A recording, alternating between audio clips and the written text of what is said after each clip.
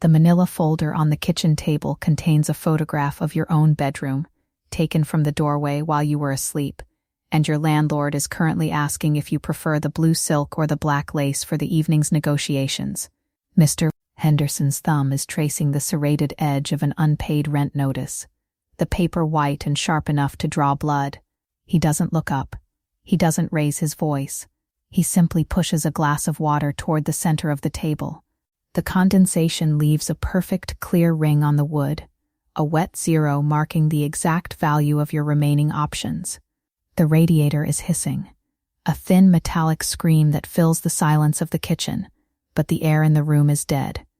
There is a single deep scratch on the mahogany grain of his signet ring, a jagged mark that looks like a tally. You will see that mark again, much later, in a place you never thought he could reach. For now, you sit. The chair legs shriek against the linoleum. He reaches out and places his hand over yours. His skin is cold. The pressure is steady. He says the debt is a weight neither of us needs to carry.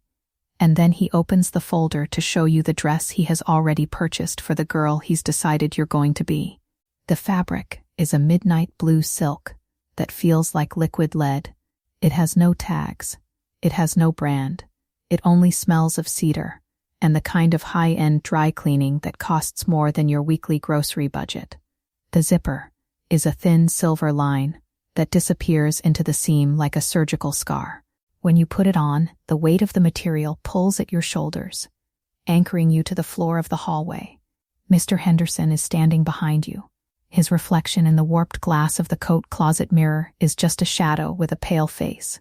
He does not touch your skin. He only touches the metal tab of the zipper.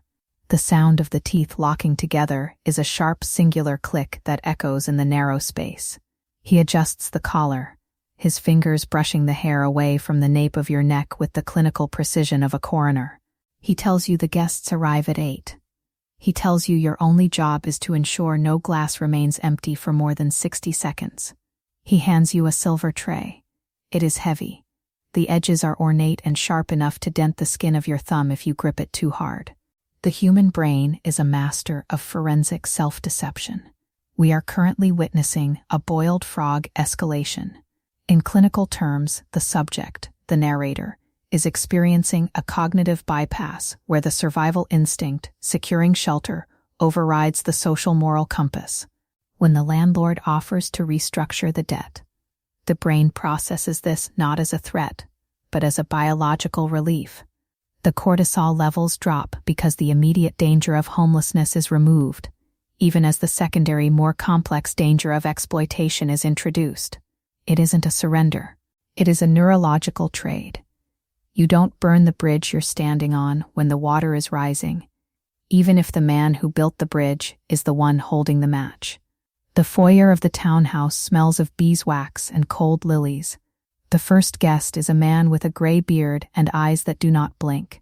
He doesn't look at your face when you hand him a crystal flute of champagne. He looks at the rhythmic pulse in your wrist. The anchor of the evening is the sound of the ice bucket, the clink of the silver tongs against the cubes. Clink, clink, clink. You focus on that sound. It is the only thing that feels real in a room full of hushed, predatory conversations. Mr. Henderson is moving through the crowd like a conductor. His hand occasionally rests on the small of your back to guide you toward a guest who looks thirsty. His touch is always brief. It is always professional. It is always exactly where the silk is thickest, ensuring he never actually touches your skin while simultaneously reminding you that he owns the fabric covering it. By 10 o'clock, the drawing room is a heat trap of 20 bodies. The hostess label is a failing shield. You are a worker. You are staff. But the guests are not treating you like staff. They are watching you with a quiet, collective intensity that feels like a physical weight. A man named Marcus reaches for a drink and lets his fingers linger on the tray. He doesn't take the glass. He holds the rim, forcing you to maintain the weight of the silver. The tray begins to shake. It is a microscopic tremor, but the crystal flutes are chattering against each other. Marcus is smiling. It is a slow, predatory spread of teeth. He asks Henderson if you are part of the new acquisition. Henderson doesn't laugh. He just tightens his grip on his own drink and says, "You are singularly dedicated to the role. Look at the room through my eyes for a second. Look at the way the light hits the silver. You think you'd see the exit sign and run. You think you'd drop the tray and scream. But imagine the cold air outside. Imagine the sound of your suitcase rolling down a dark sidewalk with nowhere to go. Now look back at the room. It's warm here. It smells like expensive perfume. The man holding your tray isn't hitting you. He's just looking at you. Is a look worth a roof? Is a touch on the silk worth a bed?" You start to do the math. You start to justify the wait. You tell yourself that as long as they don't touch your skin, you're still winning. You're not a victim. You're an entrepreneur. You're liquidating your discomfort to pay off a high-interest loan. It's just a business move. Isn't that what we all do? The clink of the ice tongs is growing sharper. It is the only constant in the room. Clink, clink, clink. There is a small, jagged chip in the rim of the ice bucket. A V-shaped nick that looks like a bird in flight. You stare at it until your vision blurs. Henderson calls you into the library. The room is lined with leather-bound books that smell of old paper and peppermint. The air is cooler here. There are 3 men sitting in high-backed chairs. They are not drinking champagne anymore. They are drinking something dark and amber that leaves oily, slow-moving streaks on the glass. Henderson tells you to set the tray down. He doesn't use your name. He uses a word that makes the blood turn to slush in your veins. Collateral.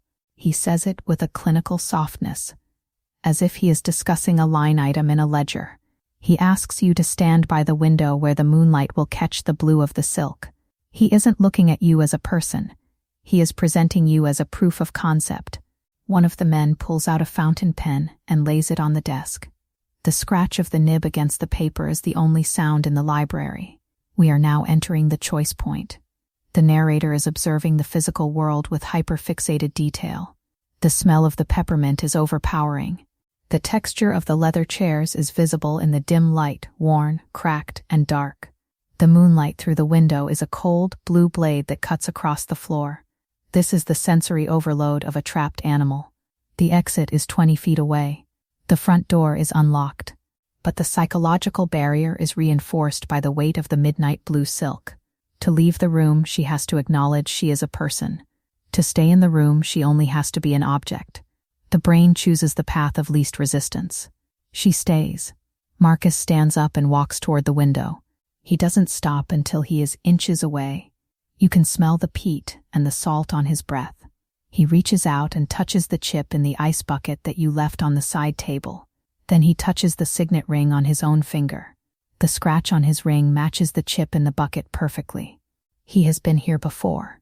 He has done this before. He asks Henderson if the terms of use are flexible. Henderson leans back in his chair. His face is half hidden in the shadows. He doesn't say yes. He doesn't say no. He just picks up the silver tongs and drops a single cube of ice into his glass. Clink.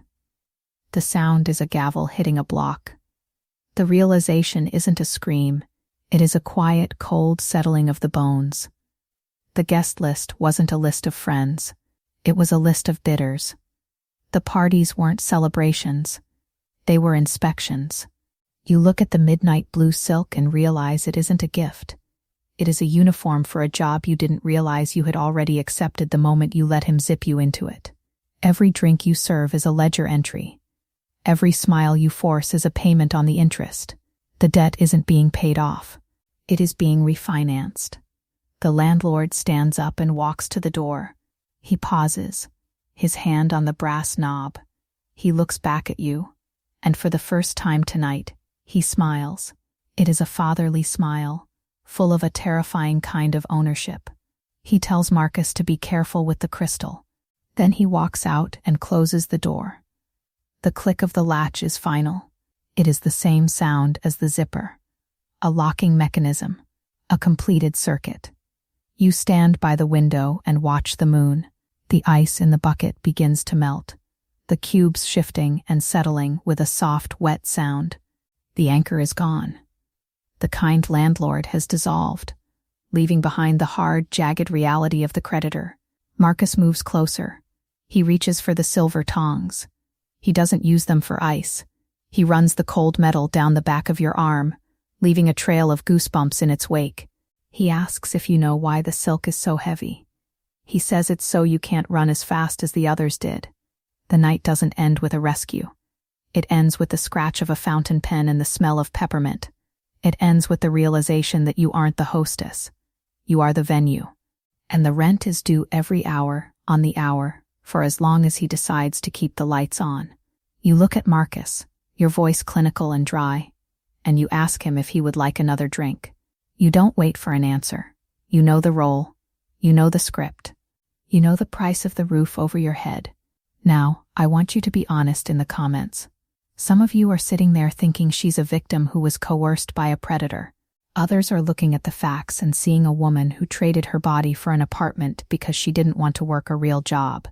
Is she a captive? Or is she just a high-end tenant who finally found a way to make the math work?